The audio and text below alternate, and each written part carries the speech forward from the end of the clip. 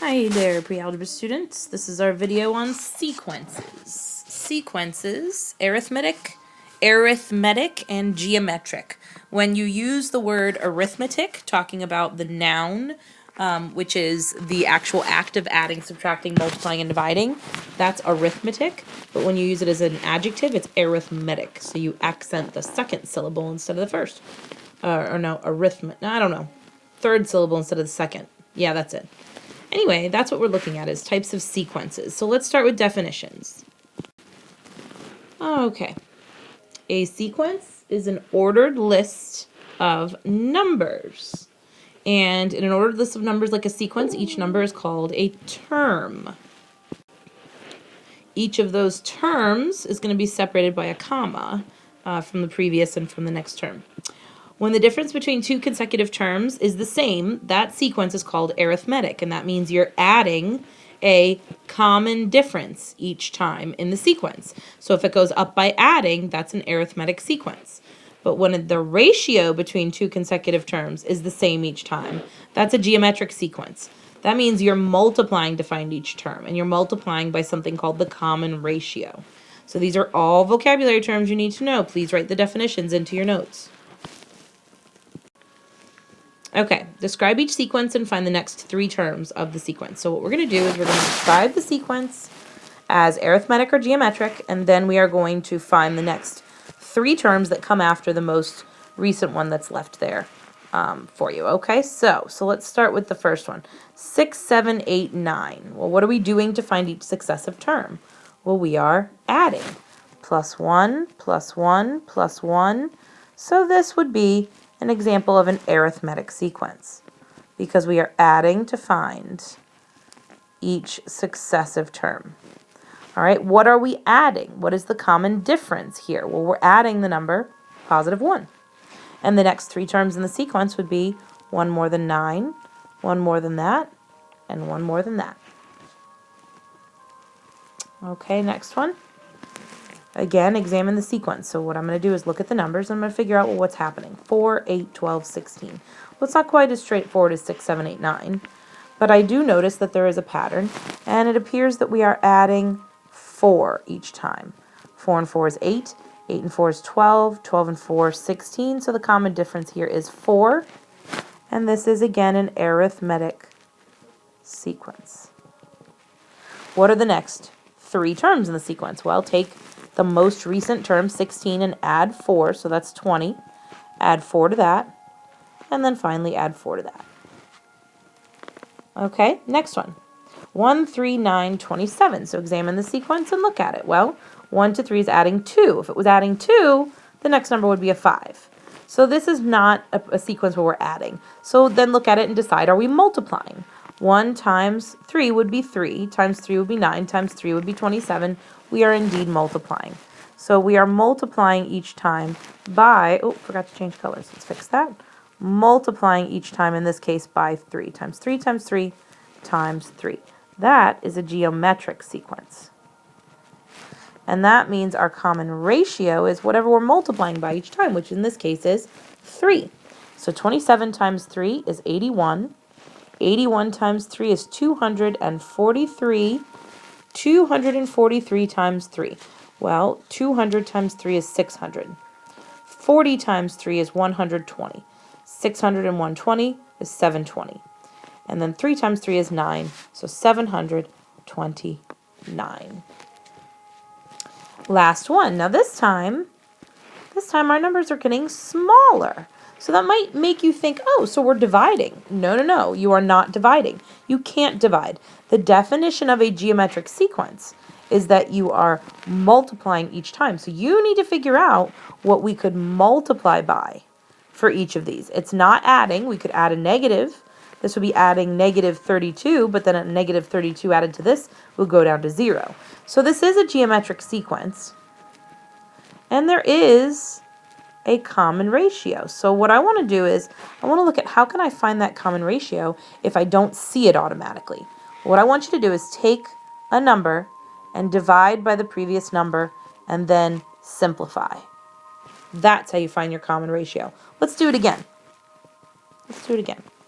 Take any number in the sequence, divide by the previous number, and simplify. So there is our common ratio. So we're multiplying by 1/2 or cutting in half each time. So if 8 is our most recent term in the sequence, cutting that in half we get 4, cutting that in half we get 2, and cutting that in half we get 1.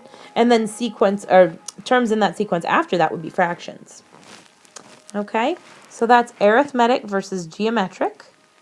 Let's move on to what we can do with problems like this.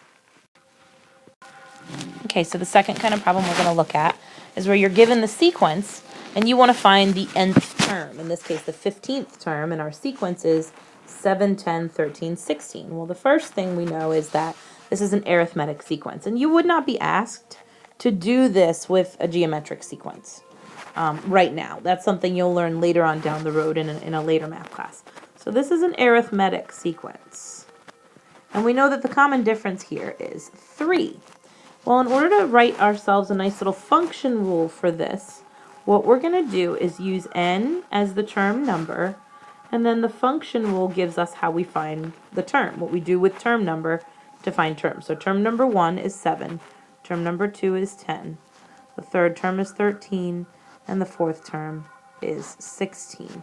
And in order to write the function rule for this, it's actually pretty simple. Start by finding your common difference, which in this case we've already found is 3, and you can see it here, plus 3, plus 3, plus 3. Your function rule is going to be that common difference, messy equal sign, that common difference times term number plus, and in this case it's going to be plus, well, 3 times 1 is 3, plus what would give me the 7 for that first term? Plus 4. And that's the swift way to find yourself a nice little function rule for something like this. Common difference for the sequence, that's the multiplier, times term number plus whatever gets you to that first term. Let's try it out, make sure it works. 3 times 2, 6 plus 4, 10. 3 times 3, 9 plus 4, 13. 3 times 4, 12 plus 4, 16. It works. So now you can find a function rule. Now, take it to the next step that they asked us to take it to. Find the 15th term. Well, now it's a simple process of just multiplying 3 times 15, which is 45, plus 4, which is 49. And of course, you could repeatedly add the 3, but now you have a much more important skill, which is writing that function rule.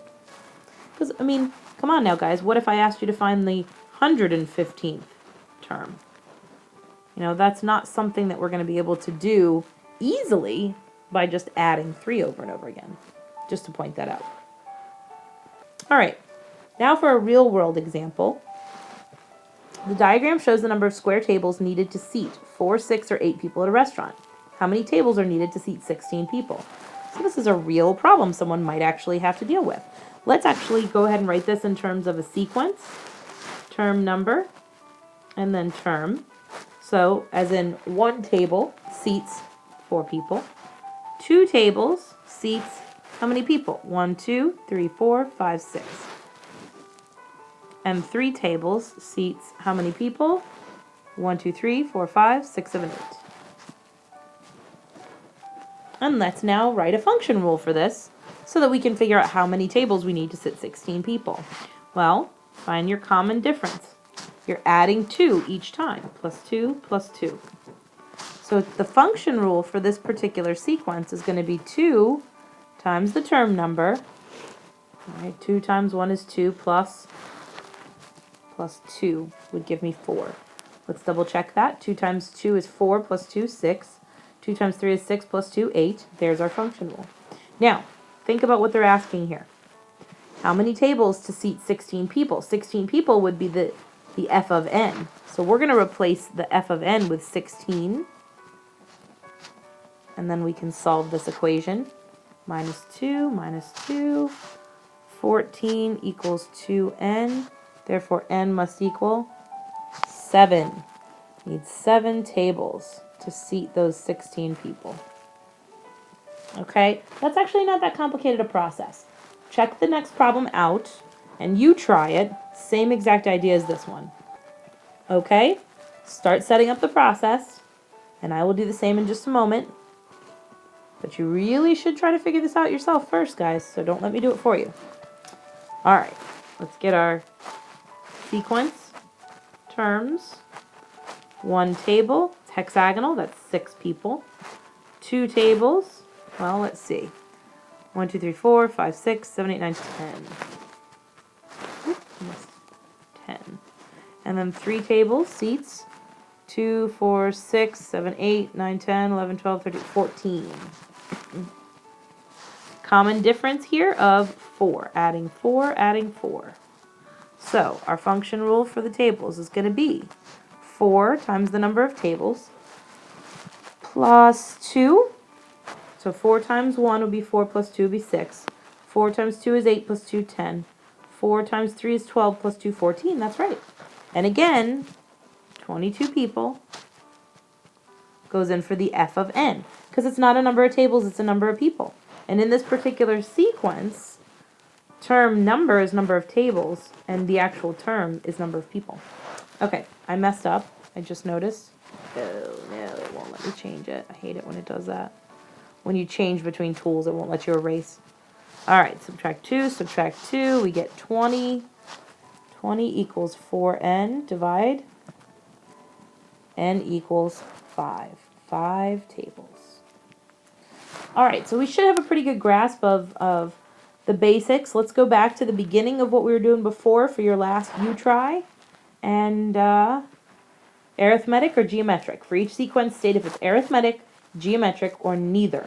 If it is arithmetic, I want you to find the common difference, D. And if it is geometric, I want you to find the common ratio, R. So find D, find R, and if it's neither, you don't have to find anything. All right, now hop to it.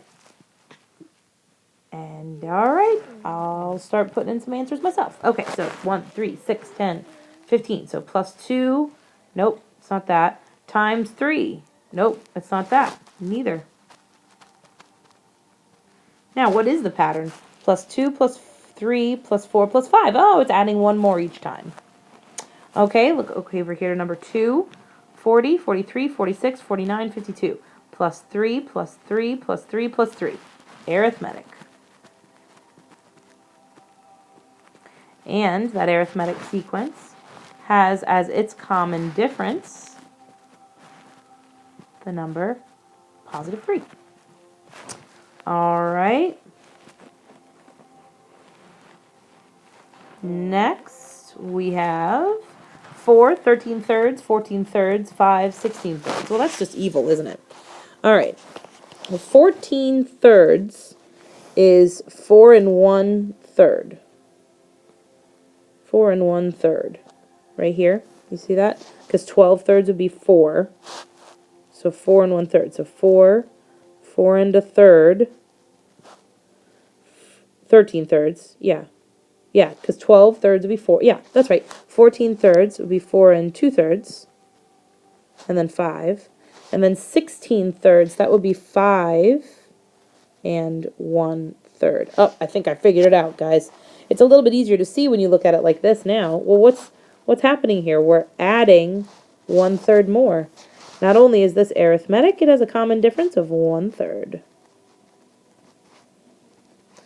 All right, next one. Negative 4, positive 12, negative 36, positive 108, negative 324. Well, I can see this is not arithmetic because we're clearly not adding the same number each time. We would be adding 16 here, and then 16 and 12 would be 28, and that's clearly not what we have. You also notice you got negative, positive, negative, positive, negative. The only answer to that riddle is that your common ratio must be some kind of negative number, because as you multiply at each step, it's switching signs back and forth. So if that first number is negative 4, remember what we talked about for finding common ratio? We can take one term, divide by the previous term, and I think we've got our common ratio. Let's do it again. Negative 36 divided by 12. Yep, negative 3. This is geometric. And each time, we are multiplying by negative 3 to find the next term. All right. 4, 16, 36, 64, 100. I know what the pattern is. But if it was adding, it'd be plus 12, and that's not what we have going forward after this first step. And times 4 would jump over the number 36 altogether. I do know what the pattern is. This one is a neither. Gotta get my pen. Neither. This one's a neither. But there is a relationship there. It's squares, perfect squares. So this is 2 squared, 4 squared, 6 squared, 8 squared. So it's even numbers squared. So that's a nice pattern, but it's not an arithmetic or geometric sequence. All right, negative 29, negative 34, negative 39, negative 44, negative 49. So it is going downwards. So it's not the switching back and forth positive, negative, but it is going downwards. So we don't want to say, remember, we don't say that we're subtracting, because we don't subtract, but it is going to be arithmetic. Because if you look, it's the same difference every time. It's going down by 5, down by 5, down by 5, down by 5. So if it's going down by 5, your common difference is negative 5. Okay. See how this gets bigger quicker than some of the other sequences, you know, or smaller like this one. Let's look at that. So 1, 5, 25, 125, 625. So we know it's not adding because this would be plus 4. All right, but we do notice that everything ends in 5. These are not just multiples of 5. These are powers of 5. So this is geometric.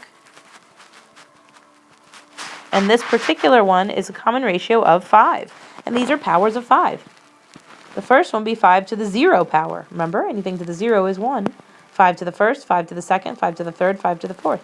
So times 5 each time to find that term. And again, if it was plus 3, it'd be arithmetic, but it is clearly not. And if it was times 4, it'd be geometric, but it is clearly not. So our very last one in the video is a neither. But again, there's a pattern. Does anyone see it? It's all the perfect squares. 1 squared, 2 squared, 3 squared, you're all squared. All right, guys. Hope you enjoyed, and I will see you in class.